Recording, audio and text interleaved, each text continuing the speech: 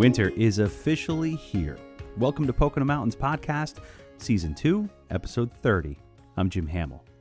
With winter's arrival and the winter solstice, we are now fully into ski and snowboard season in the Poconos. Millions of dollars have been pumped into 6 resorts all across the region, including 7 new chairlifts that are game changers for 4 of those resorts. We chat about the new upgrades at the various resorts with some of the folks who are helping to run the operations, which are all now open for the season. More from them in a bit. The Poconos is a year-round destination for millions, with 2,400 square miles of mountains, forests, lakes, and rivers. With historic downtowns and iconic family resorts, it's the perfect getaway. You can always find out more on PoconoMountains.com or watch PTN, the Pocono Television Network, streaming live 24/7. Thanks for listening to Pocono Mountains Podcast. We'll have a new episode each week highlighting lots of the fun things you can experience while you're visiting the Poconos. Subscribe and leave a review and or comment on whatever platform you listen. Now back to the episode. We are seeing a tidal wave of investment in our Pocono ski resorts, and just at the time when more and more people are choosing to learn to ski and revisit the sport across our 4 counties. Jack Frost and Big Boulder are celebrating 50 and 75 years in business respectively, with 5 new lifts between them. Not to be outdone, Camelback and Blue Mountain both invested in high-speed lifts to get guests up the mountains faster and in a more comfortable way. We'll start with Camelback and then hear from Jack Frost Big Boulder 2 on this episode, the return of ski season in the Poconos. Enjoy.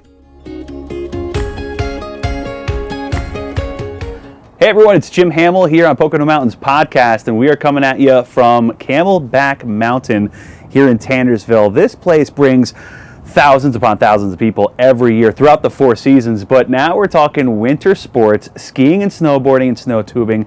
This place has a huge snow tube park, and it has an amazing new addition here at the ski mountain. Molly Coneybeer is here to talk to us about it. She's the director of marketing here. What are you sitting on right now? This thing's monstrous and amazing. This thing is amazing, and this is the first time I ever sat on it, so it feels weird. I feel underdressed for the occasion, but this is the new chairlift here at Camelback. This is the Black Bear 6. I mean, it's an upgrade. It's a huge upgrade, and some people might say this is a little bit overkill, but hey, why not? It's a 6-person chairlift, high speed. Mm-hmm. It's over 2,600 feet from bottom to top, top to bottom, and your chairlift ride up the mountain, it will be a little bit under 3 minutes. Wow. Which is crazy. Yeah, because I mean, look at the way in which you want to get people up to the top of the mountain so they're skiing more on your amazing terrain here. You guys have how many trails that you guys expect to have open for, part of the season once we get going? Yeah, I mean, full mountain, we're at 39 slopes and trails. It will take some time to get to there, of course, weather, temperatures, snowmaking.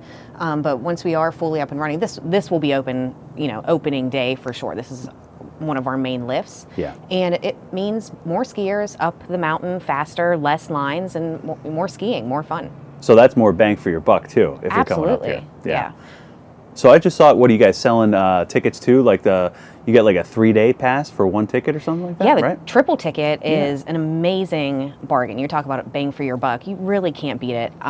Triple ticket is 3 tickets, 1 purchase, 3 tickets, no blackout dates, and you can use them whenever you want for $189. Wow. And lift tickets are pricey. Skiing is a pricey sport, but with that triple ticket, it makes it super obtainable to get people on the mountain. That's awesome. So with the new lift, you have some other new things too. You've delivered some more snowmaking abilities at your farthest reaching trail, right?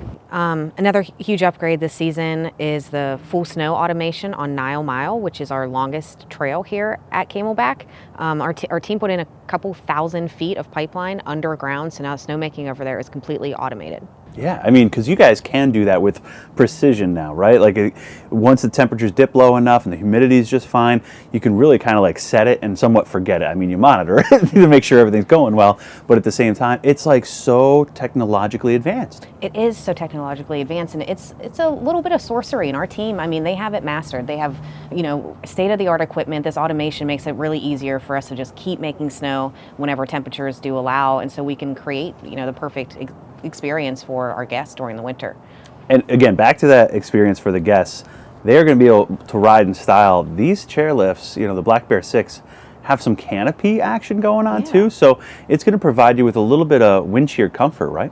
Absolutely. This is what we call, I don't know if there's a more technical term, but a bubble lift. Right.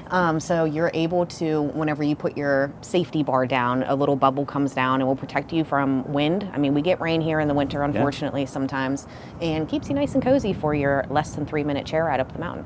Man, oh man, so that's a significant upgrade. I mean, you can't really think of many other upgrades other than maybe the snow guns that you guys did in the last couple of years too. You have the RFIDs that are relatively new since COVID too, and that kind of provides people the touchless, the no tickets needed. It can kind of like scan you right through to these lifts and get you up on the mountain and going. And the last thing is a snow groomer. Brand new for the new year. Brand new. We have another one to add to the fleet coming any day now. I think we're just waiting for it, and I'm sure you'll see that on social media and stuff. New, shiny, before it gets covered in snow and dust all winter and works real hard. And I mean, because we're going to break down like all the ski resorts, but you guys are probably the most unique from the standpoint of, yes, you have skiing and snowboarding here on all these trails. You have the snow tube park, which is a monster too. Like a lot of people come out for that. Right? Like that gets jam-packed. Yeah, it's kind of crazy for me. I mean, as a lifelong skier, I've never been snow tubing in my life.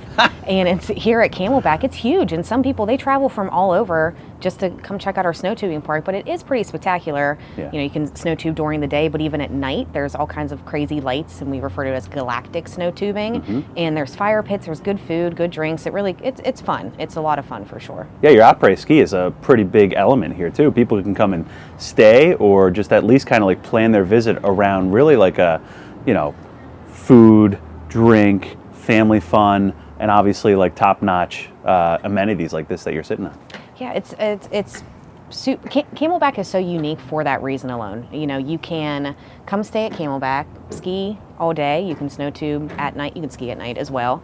And then go over we have an indoor water park if you just want to relax in a hot tub after you ski, and then grab a drink at Trail's End or Thirsty Camel. I mean, it is all-encompassing, a one-stop shop for winter fun.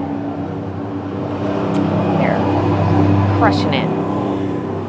I thought that was pretty good. Anything else you want to add for us here, Molly? I mean, you've really got the understanding of just how pivotal a year this is to have a new chairlift, to have the ability to, make snow out on Nile Mile. This is really kind of up in the game a lot, isn't it?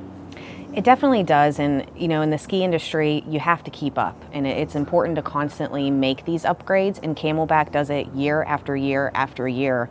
This isn't something small like a couple new picnic tables or like a new lamp post somewhere or 5 new snow guns. These are huge upgrades to the mountain, and Camelback does it constantly, year after year. I think, it adds some value to our season pass and takes care of our season pass holders and our locals, and, we're trying to make this place as great as it can be, and year after year, huge upgrades make that possible. Well, we at PTN are very stoked for you guys. Looking forward to coming on out here and experiencing the new Black Bear 6 lift here with the canopy and all the coziness that goes along with that. Thank you again for joining us on Pocono Mountains podcast. And where can people find you guys online if they want to check out what's going on with the latest snow conditions and everything else? Camelbackresort.com. You can follow us on Instagram and Facebook at Ski Camelback. I mean, just if you look anywhere on the internet, you'll find us, I'm sure. Molly Coney-Beer, thank you again for joining us. Absolutely. And we'll see you out here on the slopes. Nice. Thank you. Thank you. Hey everyone, it's Jim Hamill, and I am layered up, thank goodness, here on top of Jack Frost Mountain. This is the beginning of ski season. You can sense it in the air. It's freezing cold. The wind is adding wind chill factor of minus something right now. At least that's what my bones feel like. And I'm here with the general manager of Jack Frost Big Boulder, Trent Poole. Thanks for joining us here on Pocono Mountains podcast. You guys are excited for the season for a lot of different reasons, aren't you? Yeah, no, I'm loving the temperatures right now, and yeah, thanks for having me. Yeah, man, talk to me. This has undergone a huge transformation for these mountains here, the sister mountains, if you will. You've got Jack Frost, 3 new chairlifts, Big Boulder, 2 new chairlifts, all within a matter of how much time? 5 months. So yeah, we started construction on July 8th, and since then we've been kind of like going as fast as we can to make sure we can produce all 5 lifts before it's time to open for the 22-23 season. And I mean, these lifts are going to be really a huge upgrade for everybody who knows and loves to come to this mountain to ski and snowboard. What do they provide skiers and snowboarders with? So first, it's going to completely be a game changer when it comes to the skiing and riding experience. So not only are we building the 5 lifts, we're actually changing some of the alignment on some of these lifts so you can have a easier skiing and riding experience across the board. Wow. So like, for instance, like we're sitting here at E and F lift and we're going to call this lift Pocono. And here at the Pocono lift, we kind of went in between what was the old E lift and the old F lift. So now what does that do for us? It gives you the ability to ski 3 beginner trails all day long with one central access point. So we did a little bit of that at Boulder too, changed both alignments, and it's all for the skiing and riding experience and making it easy. And that's, I mean, relatively probably the case because Vail came in, new ownership, and has both mountains now, and is really pumping a lot of money into upgrading the mountains for skiers and snowboarders. Because we could easily say, for the last couple of years, skiing and snowboarding has seen such a huge resurgence or uptick in the number of people out here because of, you know, COVID and everything else. People just wanted to get outdoors. Yeah, we're thrilled. I mean, I think Vail Resorts, wherever we have resorts, it's significant investments year in and year out. So I'm not only excited about this transformational investment, I really think it's just the beginning of things to come. So, you know, look for us in off seasons of tomorrow and for years to come to reinvest in our beautiful properties. So you're just saying you're getting started. That's it. Just getting started. Maybe not 5 lifts every single year, but yeah, definitely improvements and looking for continuous improvement each and every year. That's great, man. And tell me, I mean, these are quads. So like these will get 4 at a time up the mountain to enjoy what you guys have here. How many trails here? Yep. 100%. Yeah, these all 5 new lifts are quads, and you know what Jack Frost and Big Boulder was kind of known for before was, you know, doubles and maybe the occasional triple. So, you know, these SkyTrack lifts, all 5 of them are the same quads, and you know that's all for the idea of getting as many people up the hill as fast as possible, so they can enjoy themselves as they go down the hill. Nice. 30 plus trails, right, between the 2 places? Yeah, 30 plus trails between the new places. And, you know, one thing that we have this year, especially at the Big Boulder projects, is 4 new trails, 2 of them being top to bottom trails. So that's something that we're excited for the 22-23 season. And like we were just talking, now that the weather has shifted, it's going to be cold overnight. So you guys are going to fill those lines, you said even tonight possibly, and get ready to go and start making snow. Yeah, starting tonight, we're looking to fill our system and, you know, do a little pre-operational check. And yeah, we have some really good temps in the forecast. So we're excited about where we can go from here. And yeah, come at the end of the week, we might see some flakes flying. That's fantastic, man. Anything else that you want to let us know about, like what you got here as far as just the facilities go? I mean, it does seem like you guys are really kind of like making this a little bit more comfortable for everybody too, to enjoy both on the mountain and off the mountain. Oh, sure. Yeah, not just the 5 lifts, right? Like that's a huge transformational investment. And you know, as you go inside the Jack Frost Mountain Lodge, you're going to see a little bit of an upgrade to our retail facility this year. It's a bigger, more centralized storefront for folks to get gloves and things of needs, or if you want to look good for the season, we have that for you. The next one that we're excited about is the rental facility. So we've upgraded and kind of helped with the flow in rental to get as many people through that process as fast as possible and get them onto the hill so they can enjoy themselves. You know, over at Big Boulder, we're reactivating what we're now going to call the Incline Lodge, which was formerly the Big Boulder Park Lodge. And that building is going to be kind of like a snow beach this year, so people can enjoy themselves outside on the deck. And you know, whether you're a race team or a freestyle rider or just there to enjoy the day, like it's going to have a little something for everybody. So yeah, we're excited about, in addition to the lifts, those projects. That's amazing, man. So really just a 2022, 2023 whole new flavor here for these mountains. It's got to be pretty exciting. Yeah, no, we're excited, you know, starting tonight, like it begins. So, you know, like I look from a staffing perspective, and staffing is trending extremely well here right now. So more folks to kind of make the experience easy for our guests. And yeah, I'm excited to share in our 50th anniversary at Jack Frost Mountain and our 75th anniversary at Big Boulder Mountain. It's nice to have those on you know, shared experiences on the same year, but to share that with primarily the employees that have been here for years and years and years, and then our guests that have been loyal to us for years and years and years. So yeah, we're excited about everything, but it kind of starts this week. Pretty big milestones for a fresh new year of skiing and snowboarding here at Jack Frost Big Boulder, Trent Pool. You got 5 new chairlifts. I'm sure you can't wait to see them in action. Thanks for joining us here on Pocono Mountains Podcast. I hope you guys have an amazing season. Yeah, thank you. Jack Frost and Big Boulder Vail Resorts making big investments in those historic mountains. And the new owners of Camelback and Blue Mountain are doing the same at each with new high-speed lifts. Go check them out. And also Shawnee and Ski Big Bear, which have both added new and expanded snowmaking to make the most of the winter cold. If you want to learn to ski and board, the Pocono Mountains has it all. Our ski resorts have the latest ski and snowboard rentals. Plus, the instructors are top-notch. But if you like to enjoy food, drinks, and skiing, our resorts will make your trip one to remember. Now's the time for you and your family to learn to ski. Go to PoconoSki.com. We're back. Thanks for listening to Pocono Mountains Podcast. I'm Jim Hamill. The Poconos has a long history of skiing, but even farther back is the story of ice harvesting on lakes and ponds throughout the area. Brianna and Tom, our videographer, bring us this story from the frigid cold winter season at Tobyhanna State Park. The clean, pristine waters here in the Pocono Mountains were perfect for a booming industry from the late 1800s to the early 1900s. Ice was harvested en masse from local lakes, then shipped to major metropolitan areas such as New York City and Philadelphia so people could keep their food and drinks cold. While that industry no longer exists thanks to the invention of refrigeration, there is a family with help from friends and the Coolbaugh Township Historical Association working to keep history alive every year by holding an event on one of the very lakes here in Monroe County used for ice harvesting.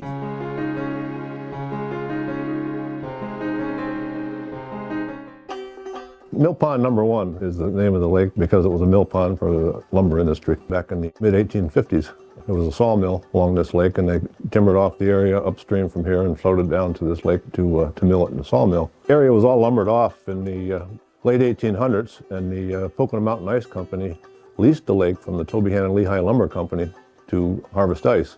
They built a small ice house here, 1896, used that for a few years, then they built a larger ice house in 1907. That ice house was 500 feet long, 100 feet wide, and 50 feet high. It holds 60,000 tons of ice. And that was a major operation here. They used it for many years until it burnt down in 1938.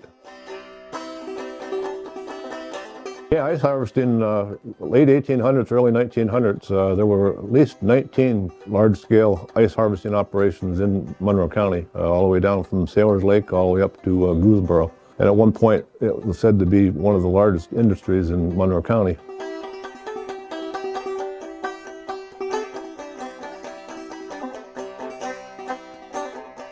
Ice was cut off these lakes and then shipped by railroad car to metropolitan area of New York City and distributed by the Iceman to the people who had ice boxes in their kitchen to keep the food cold. For the ice box, it only lasts about a day or two, depending upon how the outside temperature or how often it was open. So the Iceman was pretty busy delivering ice to the ice boxes. During the height of a harvest, there'd be over 100 men in each ice harvest operation during the wintertime. Then in the summertime, they had a smaller crew of 12 or 15 men who would move the ice from the ice house, put it into box cars for shipment to the cities.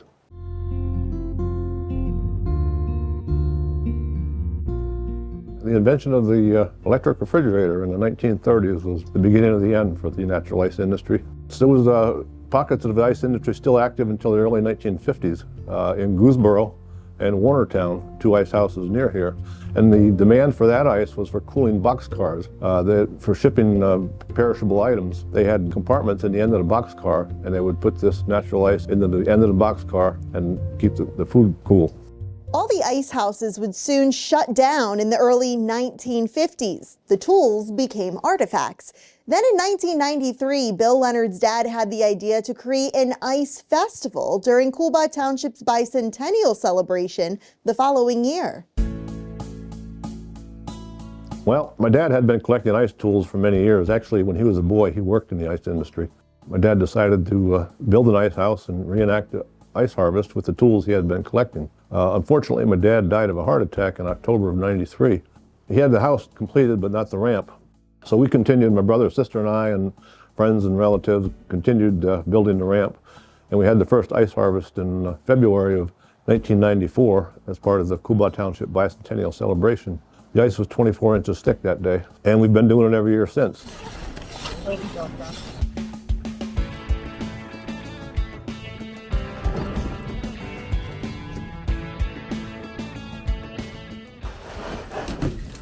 The Cuba Township Historical Association has partnered with us to sponsor the ice harvest, and they help us out with the financial end of it.